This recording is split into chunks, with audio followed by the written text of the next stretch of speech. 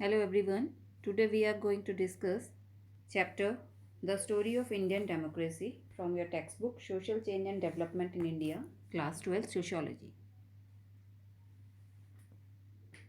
We already discussed the story of Indian democracy about Constituent Assembly, its central concerns and the history of making Indian constitution.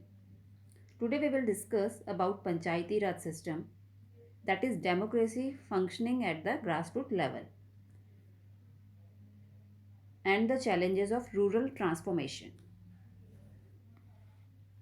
As you all know, Indian constitution ensures social justice as a guarantee to all its citizens.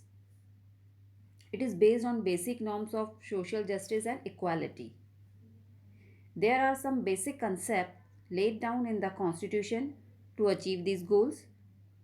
Ensuring social justice means empowering poor, marginalized, poverty alleviation, ending caste discrimination and treat all social groups equally. सबके साथ एक जैसा व्यवहार करना, सबको एक जैसे treat करना, कास्ट डिस्क्रिमिनेशन नहीं होने देना, पॉवर्टी एलिवेशन गरीबी को दूर करना, ये सारी चीज़ें आपके सोशल जस्टिस के अंदर आती हैं और हमारा कॉन्स्टिट्यूशन इसके लिए उसने बहुत सारे नॉर्म्स बनाए हुए हैं ये सोशल जस्टिस को आपके क्या कहते हैं लाने के लिए सोसाइटी में. The directive principles on village panchayat is an import step in the direction toward social justice that was moved as in the amendment in the Constituent Assembly.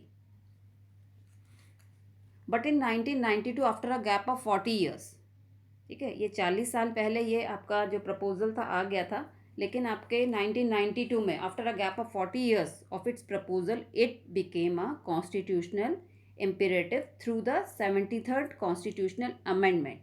ठीक है, 1992 में 73rd constitutional amendment हुआ, उसके बाद ये प्रपोजल आपका पास हुआ था पंचायती राज का. पंचायती राज literally means governance by 5 individuals. And the head of the village panchayat is known as Sarpanch. The idea is to ensure at the village or grassroots level a functioning and vibrant democracy.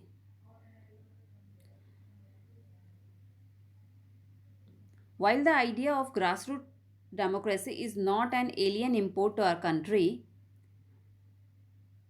ऐसा नहीं कि पहले हमारे country में मतलब पंचायत वगैरह पहले से ही आपके प्रिवेल करती है हमारी सोसाइटी में. In a society where there are sharp inequalities democratic participation is hindered on grounds of gender, caste and class. लेकिन जैसे हमारी सोसाइटी में है जहाँ पे आपके बहुत सारी इनइक्वालिटीज़ आपको देखने को मिलती है, डेमोक्रेटिक पार्टिसिपेशन जिसमें आपका कहीं पे छुप जाता है, जैसे आपका जेंडर बेस पे आपके हो जाता है, वीमेंस नहीं ज़्यादा आगे आ पाती, कास्ट डिस्क्रिमिनेशन हो जाता है, क्लास डिस्क्रिमिनेशन है, तो ये सारी चीज़ें हमारी सोसाइटी में प्रिवेल करती हैं. Traditionally there have been caste panchayat in villages but they have usually represented dominant groups.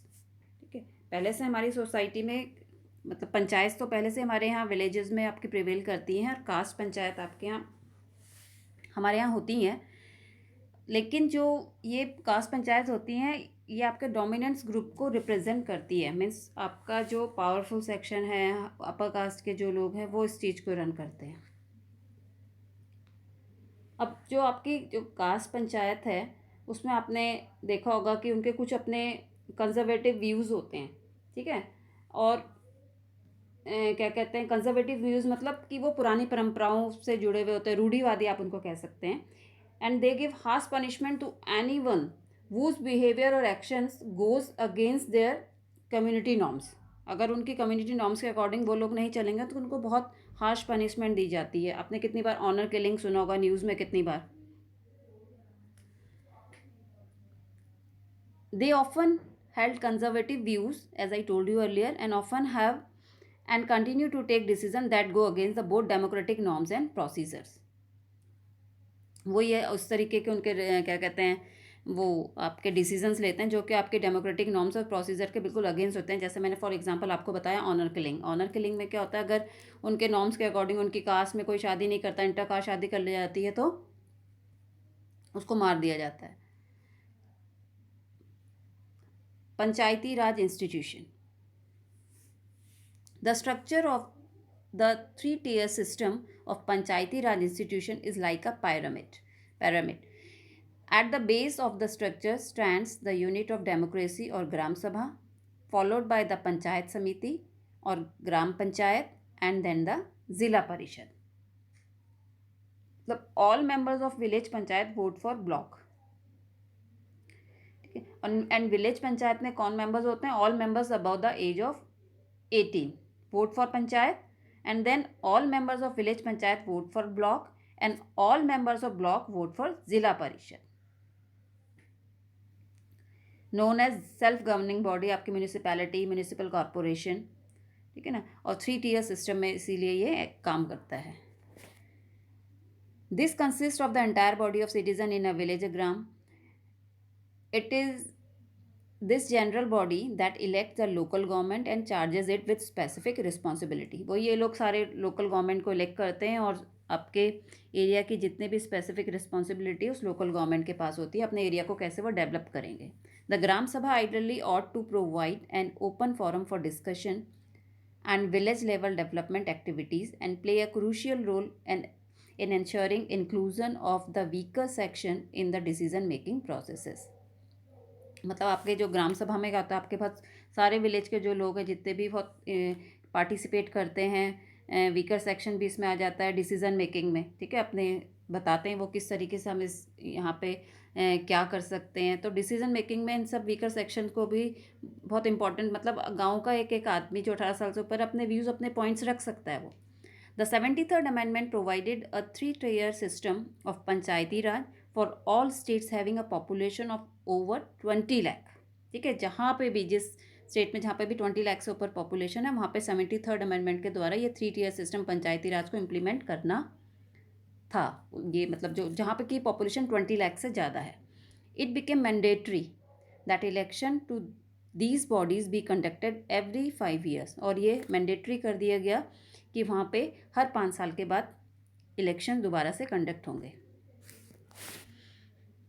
It provided reservation of seats for the scheduled caste, scheduled tribes and 33% seats for women.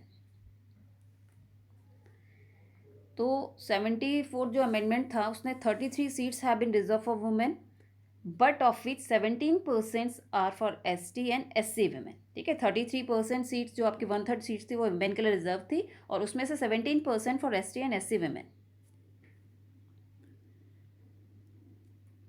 It provided reservation of seats for the scheduled caste, scheduled tribes and 33% seats for women. It constituted district planning committee to prepare draft and develop plans for the district as a whole. अब district planning committee का क्या काम होता है कि आपके पूरे उस एरिया के लिए वो डेवलपिंग जो प्लान्स होता है उसको डेवलप करते हैं. उसके पास कितने रिसोर्सेज है, कहाँ से सारे आपके क्या कहते हैं पैसा आएगा, आपका लोकल सेल्फ गवर्नमेंट में पॉवर्टी रिडक्शन के लिए, डेवलपमेंट के लिए कैसे प्रोग्राम करना है, उसको कैसे कोऑर्डिनेट करना है, कैसे इम्प्लीमेंट करना है, ये सारे प्लानिंग करती है. Now the 73rd and 74 amendment ensure the reservation of 1/3 of the total seats for women in all elected offices of local bodies in both the rural and urban areas, as I told you earlier. ठीक है ना कि 1/3 means 33% seats आपके rural urban areas में जितनी भी local bodies में elections होते थे वीमेंस के लिए रिजर्व कर दी गई थी. Out of this 17% seats are reserve for women belonging to the schedule caste and schedule tribe. उसमें से ही 17% सीट्स आपके schedule caste and schedule tribes के लिए रिजर्व कर दी गई थी. This amendment is significant as for the first time it brought women into elected bodies which also bestowed on them decision making powers. ठीक है, पहली बार ऐसा हुआ था कि लोग जो women's थी वो elected bodies में चुनकर आई और decision making में उनका भी कुछ रोल था. 1/3 of the seats in local bodies, gram panchayat, village panchayat, municipalities, city corporations and district boards are reserved for women. The 1993-94 election, soon after the 73rd amendment, brought in 8 lakh women in the political processes in a single election. That was a big step indeed in enfranchising women. ठीक है। अब 93-94 में पहला election हुआ था 73rd amendment के बाद, जो उसके बाद जस्ट जो इलेक्शन था 93-94 का था, और उसमें 8 लाख वेमेन थी जो पॉलिटिकल प्रोसेस में आई थी उस सिंगल इलेक्शन में, ठीक है। तो ये बहुत बड़ा स्टेप था।